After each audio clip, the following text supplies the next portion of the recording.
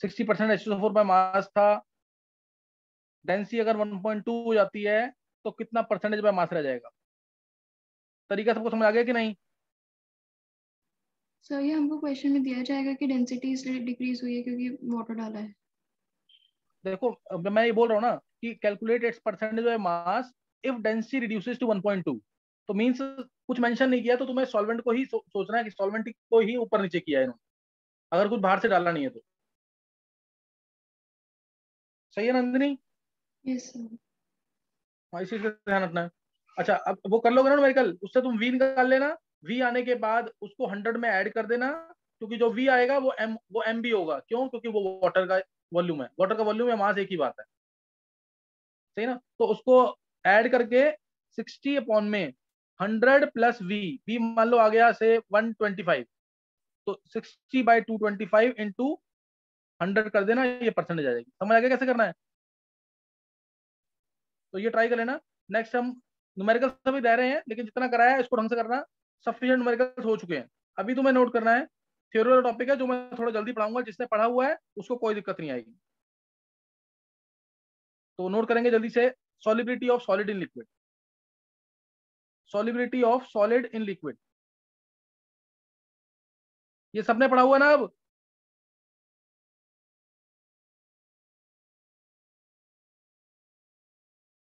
ये सबने पढ़ा हुआ है कि नहीं? Yes sir. ये टॉपिक सबने पढ़ा होना चाहिए, इसलिए थोड़ा फास्ट करेंगे। दूसरा, अगर मैं बोलता हूँ solubility of solid in liquid, यानी दिमाग में तुम्हारे एग्जांपल इमीडिएटली आ जाना चाहिए, या तो नमक को पानी में डाला है या शुगर को पानी में डाला है, एटलीस्ट कुछ आइडिया मिल जाएगा इससे। है ना? Solubility of solid in liquid, सबसे पहला तो इसकी डेफिनेशन, जैसे ये कोई भी सॉल्वेंट है, इसका एक स्पेसिफिक अमाउंट ले लिया से 100 ग्राम, 100 ग्राम के लिए डिफाइंड होती है सॉलिबिलिटी। वाटर लिया सपोज 100 ग्राम, वाटर है, ऑयल है, बेंजीन है, कोई भी, CCl4 है।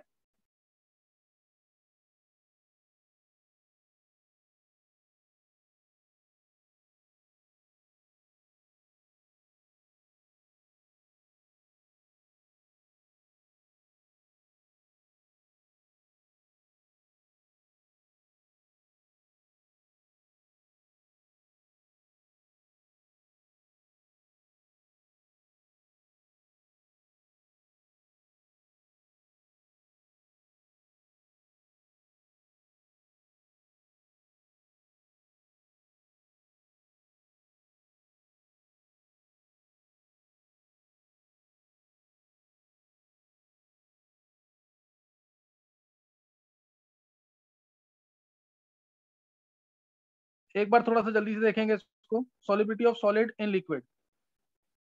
मैंने तुम्हें बोल दिया, तुम्हें सिर्फ दिमाग में रखना है कि एग्जांपल क्या है इसकी, जैसे शुगर को वाटर में डाला या कॉमन सॉल्ट को वाटर में डाला। इसमें डेफिनेशन होती है हमेशा, प्री डिफाइंड होता है सॉल्वेंट।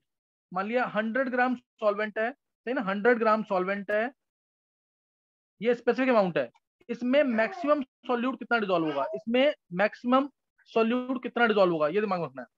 इसमें मैक्सिमम सॉल्यूट कितना डिजोल्व होगा, तो डेफिनेशन में मैक्सिमम जरूर लिखना है word, maximum amount of solute that can be dissolved in 100 gram of solvent at a given temperature. Maximum amount of solute that can be dissolved in 100 gram of solvent in a given at a given temperature. Definition समझ आ गई कि नहीं? 100 ग्राम solvent के अंदर कितना maximum solute dissolve हो सकता है। जैसे 100 ग्राम अगर वाटर लिया, इसमें हमने 40 ग्राम 45 ग्राम जो भी है, ये मैक्सिमम अमाउंट डिजोल्व होता है, तो उसको हम सॉलिबिलिटी बोलेंगे एक गिवन टेम्परेचर पे। नेचुरल सी बात है, अगर टेम्परेचर बढ़ेगा, अगर टेम्परेचर बढ़ेगा तो सॉलिबिलिटी क्या होगी? अगर टेम्परेचर बढ़ेगा तो सॉलिबिलिटी क्या होगी? बढ़ जाएगी। सर शुगर है या कॉमन सॉल्ट है, कोई भी चीज ऐसी है, अगर हम टेम्परेचर बढ़ाएंगे तो सॉलिबिलिटी जनरली इंक्रीज करती है। हाँ, बहुत रेयर केसेस में डिक्रीज भी करती है, लेकिन जनरली हम क्या बोलते हैं, इंक्रीज करती है। So solubility always increases with rise in temperature. क्यों? क्योंकि शुगर या सॉल्ट, ये कोई भी चीज डिजोल्व कर रही है, तो ये कौन से इफेक्ट से डिजोल्व कर रही है? ये डिजोल्व कर रही है एंडोथर्मिक इफेक्ट से, यानी हीट को एब्जॉर्ब करके। और कोई भी सब्सटेंस अगर हीट को एंडोथर्मिक इफेक्ट से काम कर रहा है, एंडोथर्मिक इफेक्ट से डिजोल्व हो रहा है, तो उसकी सॉलिबिलिटी बढ़ेगी विद राइज इन टेम्परेचर। सही ना? उसकी सॉलिबिलिटी बढ़ जाएगी विद राइज इन टेम्परेचर। ये दिमाग में रखना है इस चीज को। समझ गए कि नहीं है? तो सॉल्युबिलिटी बढ़ जाएगी विद राइजिंग टेम्परेचर। ये दिमाग में रखना है इस चीज को। कोई डाउट तो नहीं है किसी को? No sir.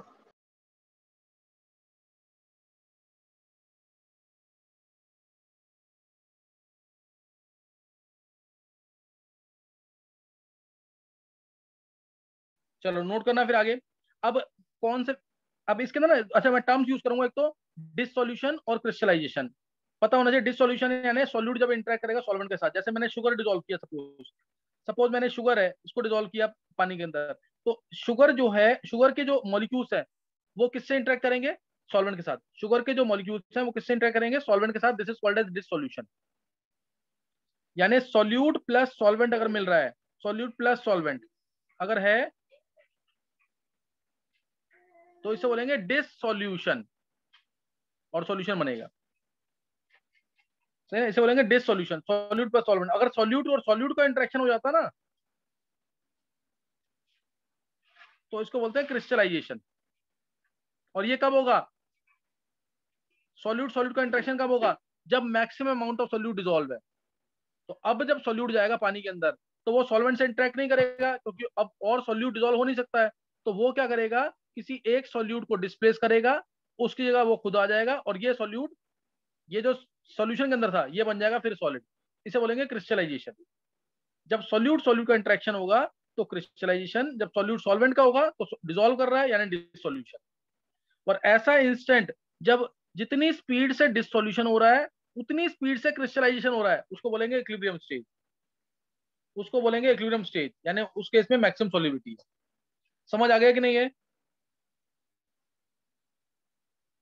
डिसोल्यूशन क्रिस्टलाइजेशन का मीनिंग क्लियर हो गया? ये मैंने बहुत तरीके से समझा रखा है, जिसने अगर वीडियोस देखे होंगे तो उसको बहुत सही से समझ आ गया होगा। पूरा एग्जांपल वगैरह लेके समझा रखा है, मैं उतना डिटेल नहीं ले रहा हूँ। सही है? तो अब factors affecting solubility of solid in liquid. कौन से फैक्टर जो उसको अफेक्ट करेंगे? Factors affecting solubility of solid in liquid. तो उसके लिए हमारे फैक्टर जो हैं, पहला तो क्या आएगा? सॉल्यूट कैसा है और सॉल्वेंट कैसा है, यानी nature of solute and solvent.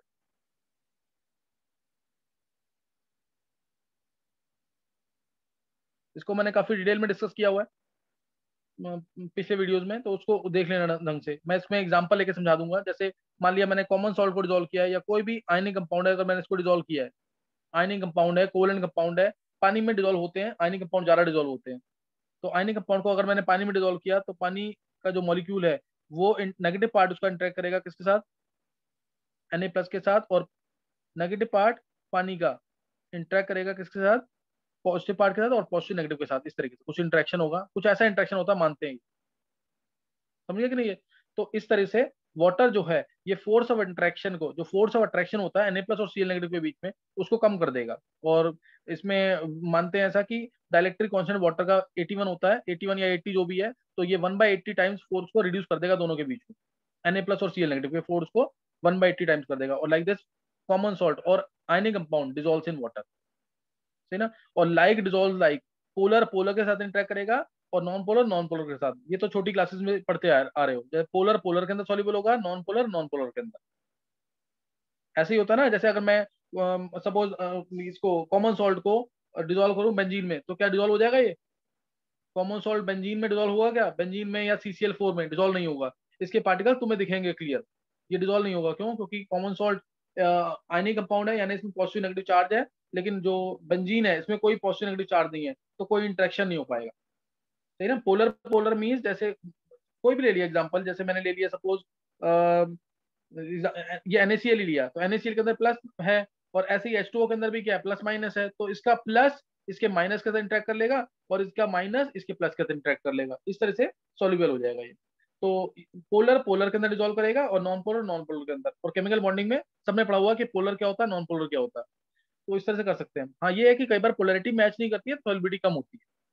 जैसे मैं अगर बात करूँ ना, एग्जाम्पल CH3Cl ले लिया, अब मैंने कहा इसको पानी के अंदर ये डिसॉल्व करेगा कि नहीं करेगा?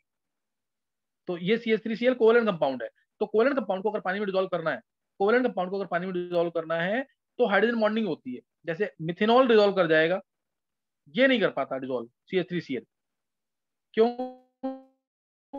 क्योंकि ना तो ये पानी के साथ पानी के साथ हाइड्रोजन बॉन्ड बना ले अगर वो कोवेलेंट है तो, या पानी के जो हाइड्रोजन बॉन्ड है उनको तोड़ दे अगर वो आयनिक है तो ना तो ये पानी के साथ हाइड्रोजन बॉन्ड बना सकते हैं और ना ही पानी के अंदर जो पहले से हाइड्रोजन बॉन्ड है उनको तोड़ सकते हैं, इसलिए अल्काइल हाइड्स इनसॉल्युबल है। लेकिन अल्कोहल डाला तो अल्कोहल पानी में सॉल्युबल हो जाएगा। ये कैसे सॉल्युबल होगा? इस तरीके से CH3OH,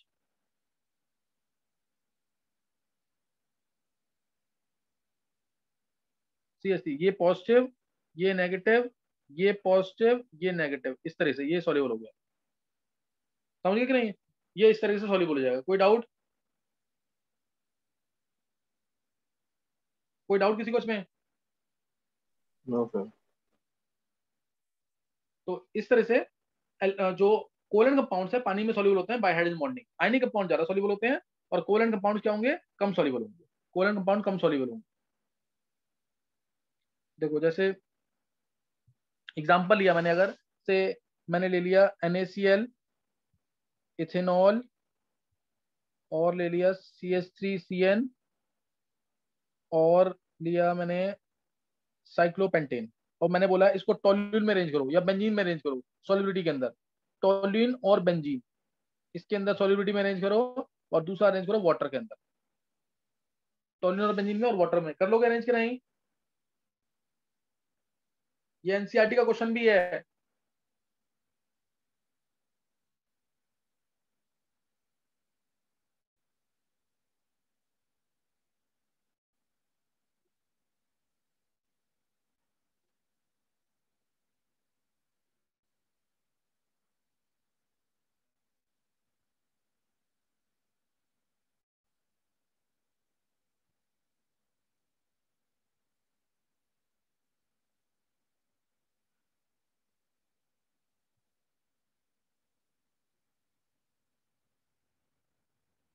बोलो आंसर।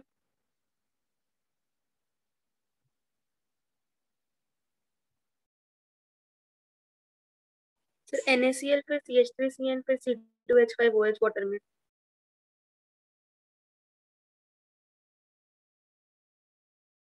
विधि, यस सर। बोलो आंसर दोबारा एक बार। सर पहले NaCl फिर CH3CN और फिर इथेनॉल वाटर में। नहीं, और ये भी तो है साइक्लोपेंटेन, ये नहीं देख रहे? ये चार हैं। सर वो लास्ट में आ जाएगा। चलो और कौन बताएगा आंसर? फिर विधि तुमने ढंग से पढ़ा नहीं है इसका मतलब।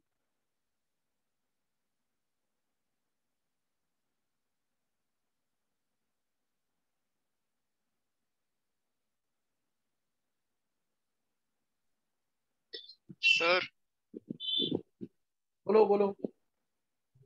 सर पहले NaCl फिर C2H5OH फिर CH3CN फिर साइक्लोपेंटेन। ये आंसर है, किसके अंदर है ये? Sir water. हाँ, ये ऋषि ने दिया answer. Yes sir. Rishi reason दे। सर NaCl तो रीजन दे। आयनिक कंपाउंड पोलर है, तो पोलर के अंदर आयनिक डिसॉल्व हो आयनिक जाएगा। C2H पोलर तो आयनिक ये कंपाउंड, वो आयनिक कंपाउंड पोलर है ये भी है, तो पोलर ये भी है, पोलर ये भी है। Yes sir. पोलर तीनों है ये। तो क्या लेंगे? पहले पहले आयनिक लेंगे, उसके बाद उसके बाद जिसके अंदर हाइड्रोजन बॉन्डिंग होगी वो लेंगे सबसे ज्यादा, हाँ, OH। जिसने वीडियो बहुत अच्छे। ऋषि तीसरे नंबर पे। CH3CN। हाँ, ये भी पानी के साथ हाइड्रोजन बॉन्डिंग कर लेता है। फिर लीस्ट होगा ये, क्योंकि नॉन पोलर। ये किसके अंदर है? पानी के अंदर। पानी के अंदर ये और आएगा। तो टोल्यूइन और बेंजीन में इसका उल्टा। यस टोल्यूइन और बेंजीन में क्या आएगा? इसका जस्ट ऑपोजिट। समझ गए कि नहीं ये? Yes sir. कोई डाउट किसी को?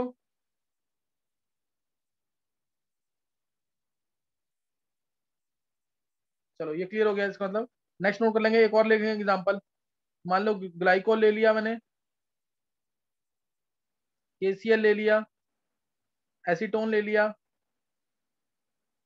और ले लिया साइक्लोहेक्सेन। अब इसको बोला अरेंज करो सॉल्युबिलिटी में। Sir BaCd। हाँ, सबसे ज्यादा कौन सा होगा? KCl, आयनिक है। सेकंड पे ग्लाइकोल, क्योंकि ये क्या है? दो हाइड्रोजन OH। बॉन्डिंग करेगा हाइड्रोजन बॉन्डिंग। पानी के साथ हाइड्रोजन बॉन्डिंग OH2 OH2। ये पानी के साथ दोनों जगह हाइड्रोजन बॉन्डिंग कर जाएगा, इधर भी कर दी इधर भी कर दी, इसलिए ज्यादा सॉल्युबल है ये भी। सेकंड पे ये, थर्ड पे एसीटोन क्योंकि पोलर है, फोर्थ पे साइक्लोहेक्सेन क्योंकि नॉन पोलर है। समझ गए कि नहीं ये?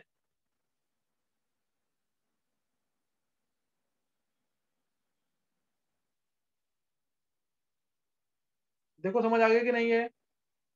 यस नेक्स्ट बोलेंगे, एक और चलो लिखते हैं। मान लो ये दे दिया तुम्हें, फिनॉल, मिथेनॉल,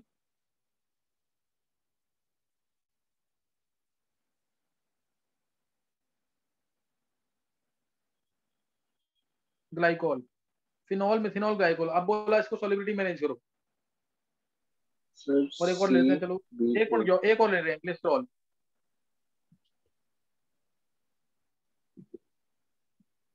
बोलो क्या आंसर सर आएगा? DCBA, DCBA बोल ऋषि दोबारा।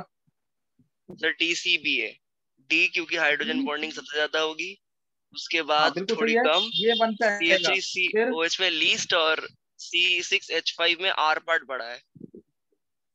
बहुत अच्छे ऋषि, तूने लेक्चर बहुत ढंग से पढ़े हैं, ऐसे ही लेक्चर पढ़ना, पिछले लेक्चर पढ़ोगे तो ही अच्छे समझ आएगा और आंसर करोगे यहाँ पे। फर्स्ट ये आएगा, सेकंड ये आएगा, थर्ड ये आएगा, फोर्थ ये आएगा। रीजन कौन एक्सप्लेन करेगा ऋषि के अलावा? रीजन कौन एक्सप्लेन करेगा? सर मुकुल। मुकुल बोल।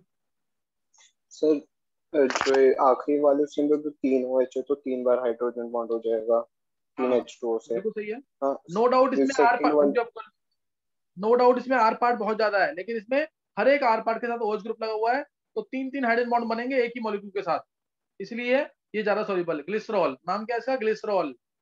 फिर हाँ बोल मुकुल। सर फिर उसमें 2 है तो 2 वाटर के साथ कर लेगा। हाँ सही है। सेकंड उसके वाला बाद इसमें एक है तो एक से करके इसके अंदर आर पार्ट है ना, ये थोड़ी फोर्स कम कर देगा। हाँ, आर पार्ट कैसे कम करेगा ये बता जरा। सर आर पार्ट आर ज्यादा बड़ा होगा तो फिर हाँ सर वो हाइड्रोफोबिक हो जाएगा ना फिर। हाँ, फिर क्या होगा समर्थ? क्यों हाइड्रोफोबिक हुआ है? क्यों ये हाइड्रोफोबिक हुआ है? Sir R part non polar होगा ना। बहुत अच्छे ऋषि, बहुत ऋषि ने पढ़ा ढंग से बिल्कुल। नहीं रितिका, क्या आंसर दे रहे हो? रेजोनेंस कहाँ से आ गया इसमें? तुम लोग नहीं पढ़ रहे इस वाला थ्योरी। थ्योरी नहीं पढ़ोगे तो कुछ समझ नहीं आएगा। थ्योरी में फास्ट पढ़वाऊंगा, यहाँ पे बहुत तेज कराऊंगा थ्योरी। थ्योरी पढ़ के रखो जरूर। फिनॉल में ये ऋषि ने पढ़ा ढंग से बिल्कुल। ऋतिका ढंग से पढ़ो। फिनॉल में आर पार्ट बहुत ज्यादा है। आर पार्ट ज्यादा होने की वजह से क्या, आर पार्ट कौन से ये आर पार्ट है इसका, ये नॉन पोलर नेचर का है। नॉन पोलर नेचर का है तो ये हाइड्रोजन बॉन्ड बनने नहीं देगा। तुम लोग नोट्स बनाओ, नोट्स से पता लग जाएगा तुम्हें।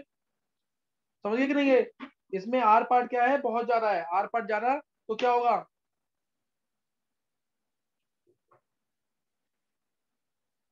आगे समझ के नहीं है? समझ आगे सबको कि नहीं है? आर पार्ट ज्यादा होगा तो हाइड्रोफोबिक नेचर ज्यादा हो जाएगा, वाटर को हीट करेगा और सॉल्युबल नहीं होगा। इसीलिए ना ये तीन तो हाईली सॉल्युबल है, ये तीन हाईली सॉल्युबल है, this is partially soluble. NCERT का क्वेश्चन है ये। Which the following is highly soluble, partially soluble and insoluble? तो ये पार्शियली सॉल्युबल होता है because of its large R part. नहीं समझ आया अभी?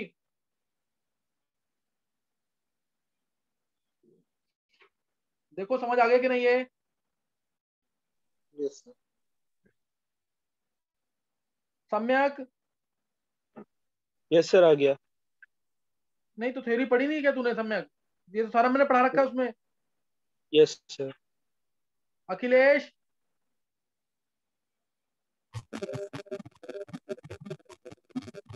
नहीं अखिलेश तेरी आवाज नहीं आ रही, रहने दे तू। हर्षित?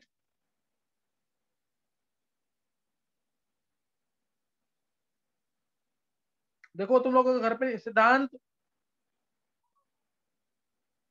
Yes sir. सिद्धांत घर पे नोट्स बना नहीं रहे हो तुम लोग? नोट्स बने होने चाहिए, उसमें हल्का सा स्पेस ज्यादा रखो, तो थोड़ा बहुत ऐड है तो ऐड कर लो उसको। लेकिन तुम लोग घर पे नहीं पढ़ के रखोगे तो कोई फायदा नहीं है। नंदनी? Yes sir. नंदनी कोई आंसर नहीं दे रहे, बिल्कुल भी, बिल्कुल पढ़ाई नहीं कर रहे घर पे। थ्योरी पढ़ के रखो, थ्योरी नहीं पढ़ोगे तो कोई फायदा नहीं है ऐसे। किसी ने नहीं पढ़ा भैया इसके, ऋषि के अलावा। नेक्स्ट नो करेंगे अब। ये क्वेश्चन है सारे एनसीईआरटी के, ये पहले से करके रखो ना काम, ये थ्योरी पढ़ के रखना जरूर। अब नेक्स्ट टाइम थ्योरी टफ वाली है, मैं फास्ट लूंगा, मेरे को मेन न्यूमेरिकल्स कराने हैं ज्यादा, इस वजह से तुम ये करके रखो काम। नेक्स्ट नोट करो, एक और क्वेश्चन करो, अरेंज करना है सॉलिबिलिटी में। ये देखो कौन करता है।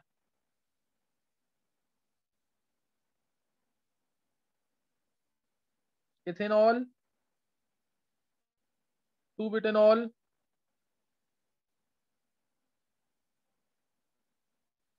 टर्शी बुटाइल अल्कोहल,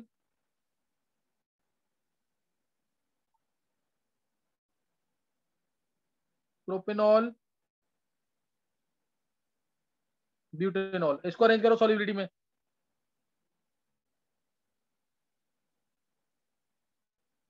क्या आएगा आंसर?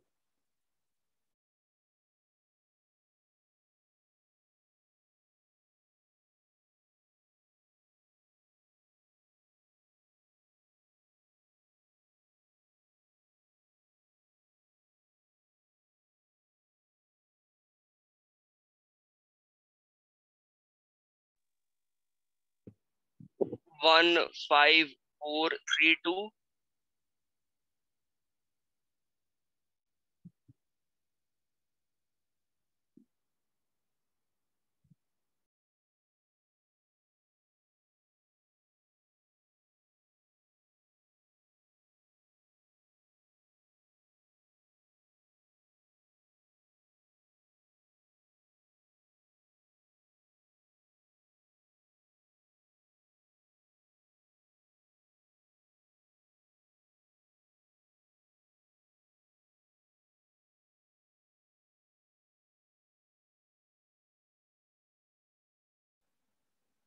देखो ये किसी का सही नहीं है। देखो अगर सेम टाइप का कंपाउंड है, मैंने पहला कंपाउंड दिया इथेनॉल, फिर दिया propane ethanol, 2 बुटेनॉल, 2 methyl 2 propanol, propanol और पेंटेनॉल, 1 4 5 3 2, ऋषि का 1 4 5 3 2। हाँ ऋषि बिल्कुल सही है, रीजन दे। ऋषि बिल्कुल सही आंसर है, रीजन दे इसका। सर 1 4 5 तो नॉर्मली हो जाएगा आर पार्ट बड़ा कंपेयर करके, और 3 2 के अंदर ब्रांच्ड है, तो 2 के अंदर हाँ ब्रांचिंग में भी ज्यादा आर पार्ट है, तो 3 से वो ज्यादा पार्शियली सोल्यूबल होगा, और ब्रांच है तो बाकी लीनियर चेन से कम सोल्यूबल होगा, तो वैसे अरेंज किया। ऋषि बहुत अच्छे है, ऋषि बहुत अच्छे है, पूरी क्लास में सबसे यूनिक निकला तू। अब ऐसे ही मेहनत कर ले अच्छी वाली, पहले से लेक्चर पढ़ के रखा कर, फिर क्लास में आंसर कर। किसी और का सही हुआ ये? इसके अलावा प्रॉपर एक्सप्लेनेशन है इसकी भी पूरी। चलो देखेंगे।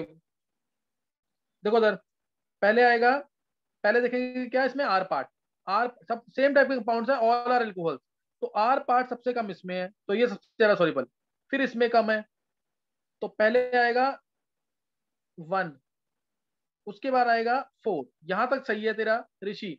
अब यहाँ पे ध्यान देंगे, यहाँ पे अब आर पार्ट चेक करेंगे अगर, तो इधर तीनों में आर पार्ट सेम है।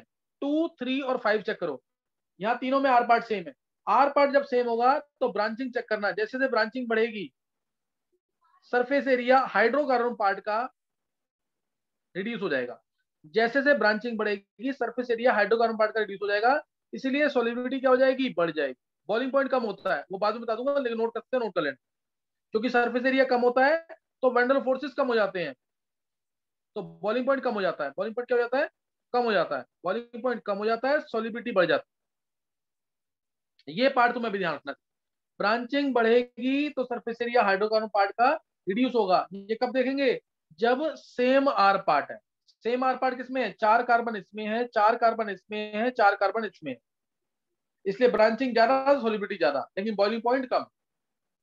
तो 1 आएगा, फिर 4 आएगा, फिर 3, फिर 2 और फिर आएगा 5। ऋषि समझ गया कि नहीं? Yes sir. रीजन सही दिया था, आंसर थोड़ा सा गलत हो गया था तेरा, लेकिन तूने ट्राई तो किया और बहुत अच्छा ट्राई किया था। समझ आ गया सबको कि नहीं है?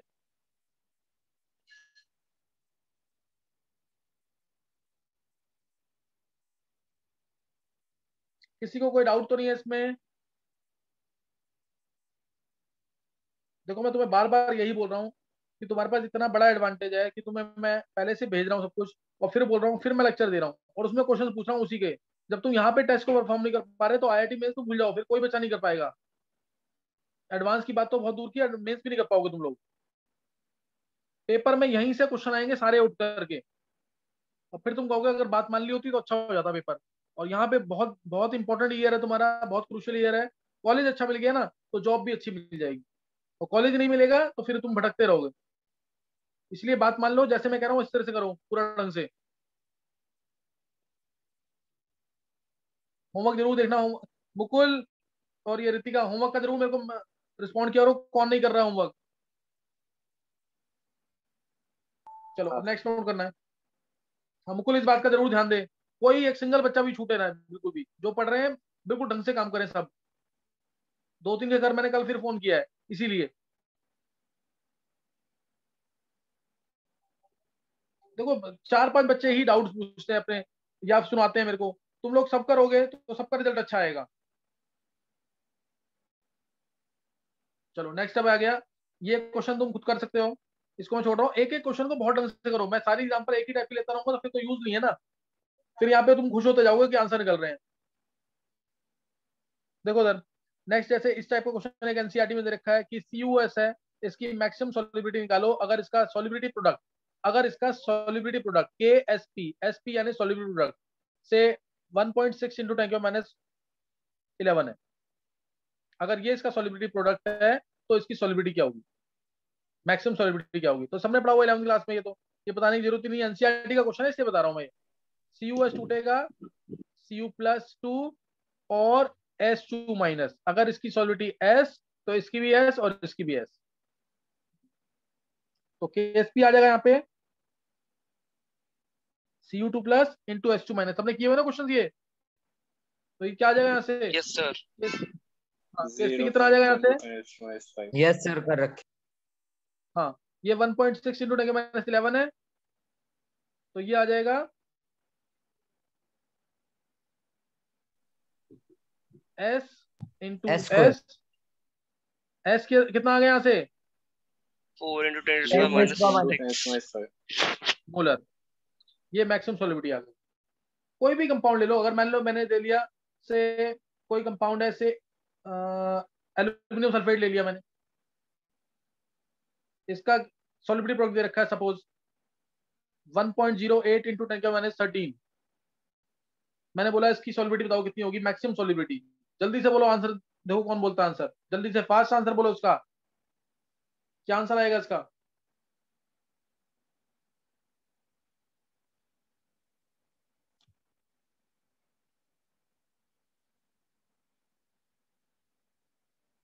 अनन्या आंसर बोलो इसका। नहीं तुम लोग नहीं पढ़ रहे बिल्कुल भी। किसने बोला ये? सर 1.08 इंटू 10⁻13 बाई 6 का रूट। नहीं गलत है। देखो Al2SO4 थ्राइस है, ये किसी का सही नहीं हुआ इसका मतलब, तुम सर लोग नहीं कर रहे 108 10⁻5। नहीं देखो उधर SP है 5 तो कभी कितना, किसने बोला है ये? लास्ट में किसने बोला? देखो ये है 2Al3+ 3SO4 2-। अगर इसकी सॉल्युबिलिटी S तो इसकी होगी कितनी? 2S, इसकी होगी 3S, तो KSP कितना होगा? Al3+ का स्क्वायर सर 10⁻³ आ रहा है। 1 घंटे के बाद आंसर नहीं चाहिए, उसी वक्त आंसर देना था।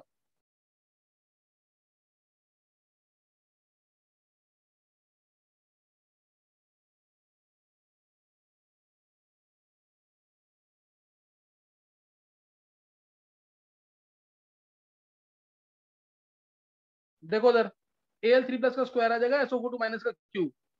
तो मैं ऊपर रब करके लिख रहा हूँ थोड़ा सा।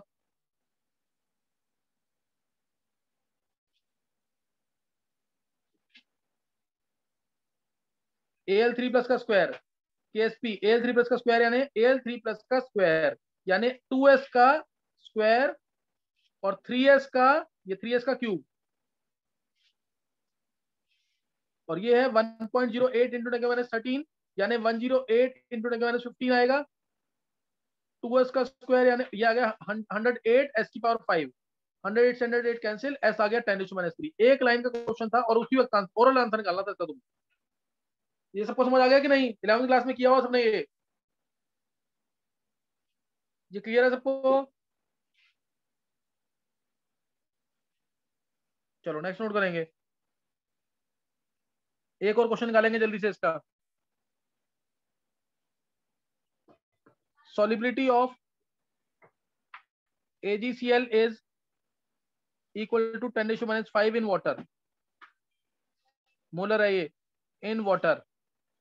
Calculate its solubility in 0.01 molar AgNO3 first और 0.1 मोलर NaCl। निकालो जल्दी से आंसर, बोलो क्या आंसर होगा इसमें।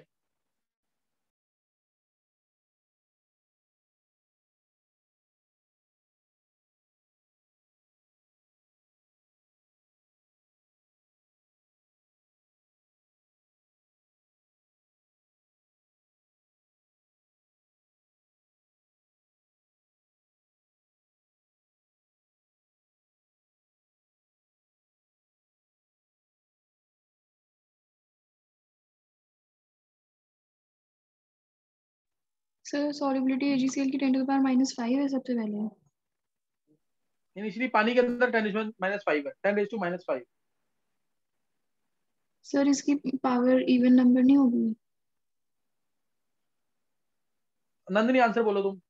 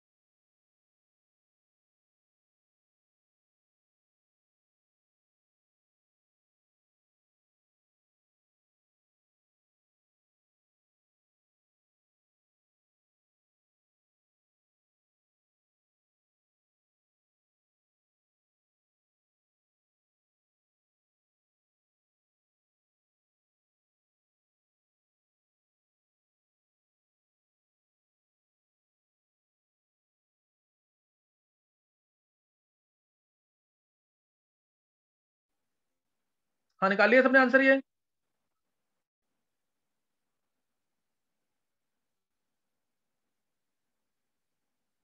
देखो सर, किसी को बोलना आंसर?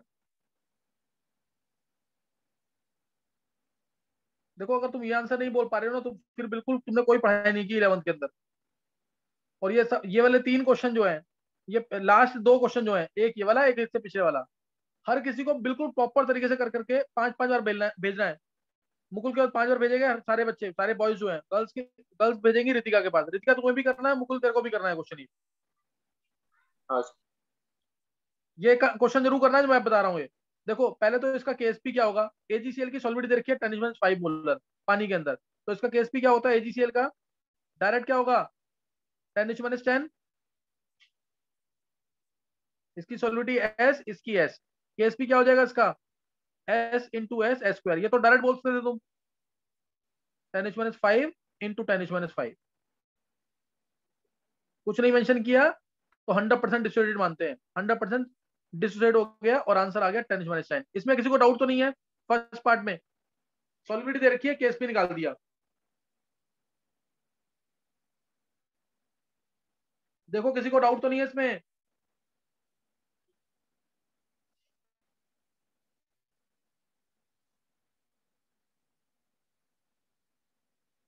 मुकुल नहीं है सर। अब देखेंगे, हाँ अब नहीं है ना। अब देखो, अब इसकी सॉल्युबिलिटी निकालनी है हमें 0.01 मोलर AgNO3 में, और 0.1 मोलर NaCl में, तो यहाँ आ गया कॉमन आयन इफेक्ट। यहाँ क्या आ जाएगा? Common ion effect. देखो ध्यान से, यहाँ तक नोट कर लिया सबने? 10⁻⁻12 आएगा सर पहले का। क्या बोला है सर 0.01 मोलर AgNO3 का कितना आएगा? 10⁻⁻12। गलत है बिल्कुल।